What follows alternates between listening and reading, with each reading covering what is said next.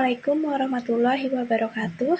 Perkenalkan, nama saya Farah Arefanda dengan NIM 220102556. Saya dari kelas 6F. Di sini saya akan membuat video mengenai peran bimbingan konseling di sekolah dasar. Tujuan saya membuat video ini untuk memenuhi tugas ulangan tengah semester pada mata kuliah bimbingan konseling dengan dosen pengampu Ibu Nurmawati EPD. Nah, yang pertama ini kita akan membahas tentang bagaimana sih urgensi bimbingan dan konseling di sekolah dasar sebagai pengetahuan dasar calon guru yang menuntut Anda untuk dapat mengembangkan karakter siswa serta dapat mengembangkan tujuan pendidikan nasional. Nah, yang pertama ini bimbingan konseling atau biasa disebut BK di sekolah dasar memiliki urgensi yang tinggi sebagai pengetahuan dasar bagi calon guru. Hal ini berkaitan erat dengan upaya pengembangan karakter siswa serta pencapaian tujuan dari pendidikan nasional itu sendiri. Nah, pentingnya BK di sekolah dasar yang pertama ini membantu tugas perkembangan anak. Nah, BK juga sangat penting untuk membantu siswa di sekolah dasar dengan siswa yang sedang berada pada masa kritis perkembangan, seperti baik secara akademis, sosial, maupun emosional. Nah, pada anak usia sekolah dasar ini masih minim pemahaman tentang dirinya sendiri dan lingkungannya, sehingga membutuhkan pendampingan untuk mengenali potensi, minat, dan bakatnya. Nah, yang kedua, mendukung pembentukan karakter.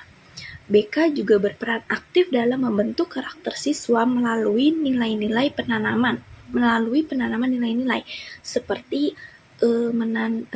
penanaman nilai kejujuran, tanggung jawab, disiplin, empati, dan kerjasama. Misalnya, pada saat siswa yang sedang mengalami konflik dengan teman, guru membimbing mereka untuk menyelesaikan masalah secara damai dan saling memaafkan. Nah, selanjutnya contoh implementasi BK dalam perkembangan karakter dan tujuan pendidikan nasional. Yang pertama ini, pengintegrasian nilai karakter dalam pembelajaran. Di sini guru seharusnya menyisipkan nilai-nilai karakter seperti disiplin dan tanggung jawab pada saat mengajar. Contohnya, pada pembelajaran IPA, siswa diajak untuk bekerja kelompok dan diberi tanggung jawab untuk menyelesaikan tugas secara bersama. Sekaligus diawasi bagaimana sih cara mereka berinteraksi dan menyelesaikan konflik dalam pembelajaran. Nah, selanjutnya ini ada layanan konseling individu dan kelompok, yakni guru memberikan layanan konseling kepada siswa yang mengalami kesulitan belajar atau masalah sosial seperti bullying. Dengan pendekatan ini, siswa dibantu untuk memahami perasaan mereka, belajar mengelola emosi, dan menemukan solusi atas masalah yang dihadapi. Nah, selanjutnya ini ada kegiatan pengembangan diri.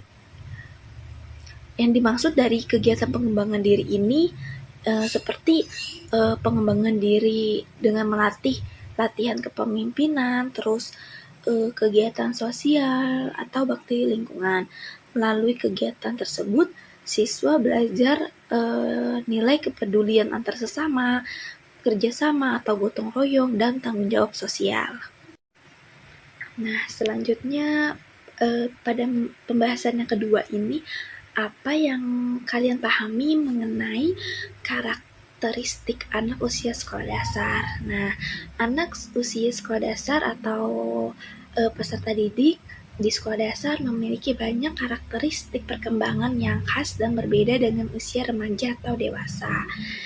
Memahami karakteristik ini sangat penting agar guru dan orang tua dapat memberikan pendekatan pendidikan yang sesuai. Nah, ada 3 karakteristik anak usia sekolah dasar. Yang pertama, senang bermain. Bermain bukan hanya sebagai hiburan, tetapi juga sebagai sarana belajar berinteraksi, mengenal aturan sosial, serta mengembangkan keterampilan motorik dan emosional. Misalnya seperti dalam kegiatan permainan kelompok seperti petak umpet, anak belajar bekerja sama, berbagi, dan mematuhi aturan dalam permainan. Nah, yang kedua, senang bergerak. Anak usia sekolah dasar ini memiliki banyak energi yang tinggi dan kemampuan fisik yang sedang berkembang atau yang sedang masa-masa ingin mengetahui berbagai macam hal.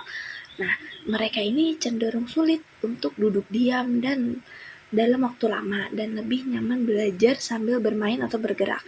Contohnya, pada saat pelajaran olahraga atau pembelajaran yang melibatkan aktivitas fisik seperti menari atau eksperimen. Nah, mereka akan lebih antusias dan mudah dalam memahami materi. Lalu yang ketiga, ada senang bekerja dalam kelompok. Nah, mereka juga suka melakukan aktivitas bersama teman-temannya. Bekerja sama secara kelompok ini membantu anak untuk belajar berkomunikasi antar sesama teman. Lalu mereka juga bisa berbagi ide dan saling belajar. Misalnya, pada saat mengerjakan tugas kelompok, membuat poster atau proyek sains sederhana, anak-anak belajar berkolaborasi dan bekerja sama antar temannya. Nah, di situ mereka akan dapat menghargai pendapat antar teman serta ikut berinteraksi, ikut berkontribusi dalam pembelajaran. Nah, pada kali ini saya akan memberikan kesimpulan wawancara dari ibu saya sendiri mengenai topik problematika siswa usia sekolah dasar. Di sini saya mengambil sampel adik saya sendiri serta beberapa temannya di kelas. Jadi kesimpulannya ini, adik saya bernama Damarka Mahesa, ia siswa kelas 6 SD. Memiliki kondisi kesehatan prima dan sangat aktif dalam berbagai ekstrakurikuler di sekolah seperti paskibra, pramuka, dan juga karate. Nah, ia hidup dalam keluarga harmonis dengan dukungan penuh dari orang tua, terutama dari ibu saya sendiri, yang membantunya menata rutinitas belajar seperti les, beribadah, dan beristirahat. Nah, akademik Damar ini juga kuat di pembelajaran IPA dan PLBJ berkat minatnya dan kesenangannya pada eksperimen dan budaya, namun ia mengalami kesulitan juga pada pembelajaran bahasa Inggris. Nah, ia ini kesulitan dalam memahami kosakata-kosakata baru serta mendengar dan memahami makna dari setiap kata bahasa Inggris. Nah, selain itu juga, ia juga mengalami kesulitan pada pembelajaran matematika, terutama pada perhitungan. Ia juga sudah menerapkan strategi dalam belajar seperti bertanya kepada guru, teman, serta belajar tambahan.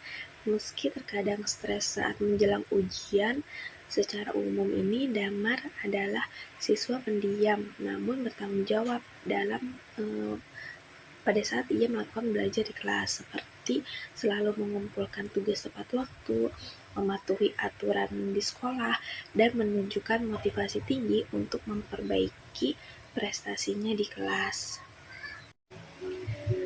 Nah, berdasarkan informasi yang sudah dilakukan dalam wawancara, menurut saya masalah apa yang sering terjadi di sekolah dasar. Nah, yang pertama ini manajemen waktu dan beban tugas yang semakin banyak.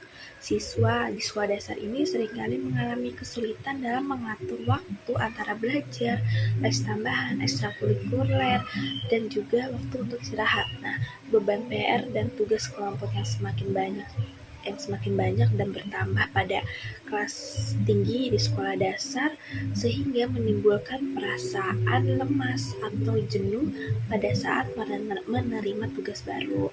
Nah, yang kedua, kesulitan akademik secara spesifik.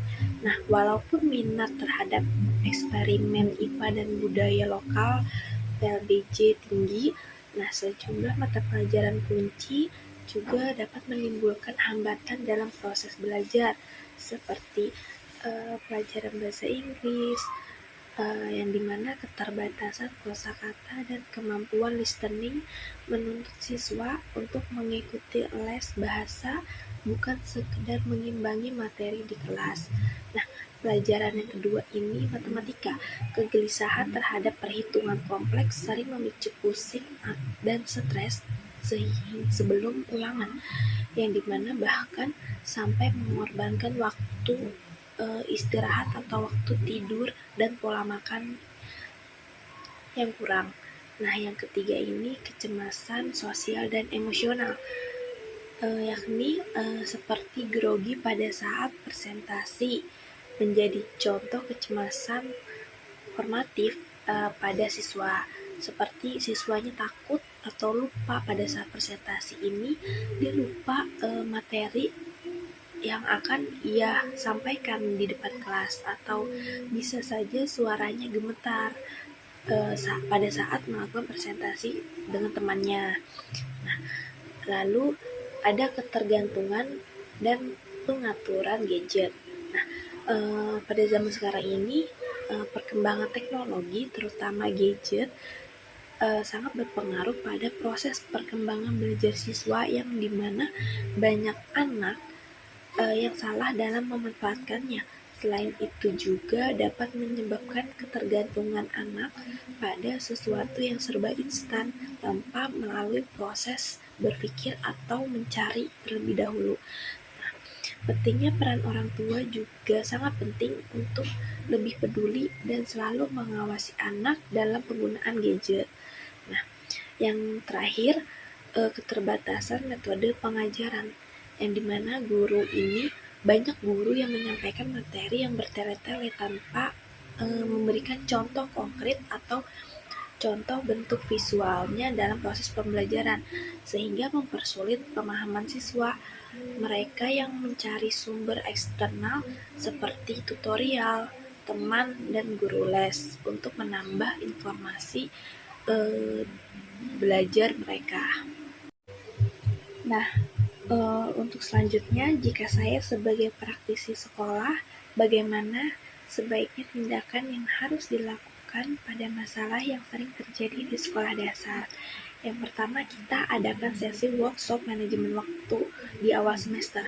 Ajarkan setiap siswa membuat list harian sederhana, seperti membuat list waktu untuk mengerjakan PR, waktu untuk les, list untuk waktu ekstrakurikuler, serta list waktu untuk beristirahat. Nah, lalu yang kedua ini mengidentifikasi setiap siswa dengan kendala bahasa Inggris dan matematika melalui pretest atau ujian. Jalankan kelas remedial 2 kali seminggu dengan materi ringkas dan menggunakan game yang edukatif. Lalu yang ketiga, membentuk kelompok belajar teman sebaya atau learning buddy system. Jadi setiap siswa yang kesulitan dalam belajar dipasangkan dengan teman atau siswa yang terpilih untuk belajar bersama melalui kelompok yang terjadwal.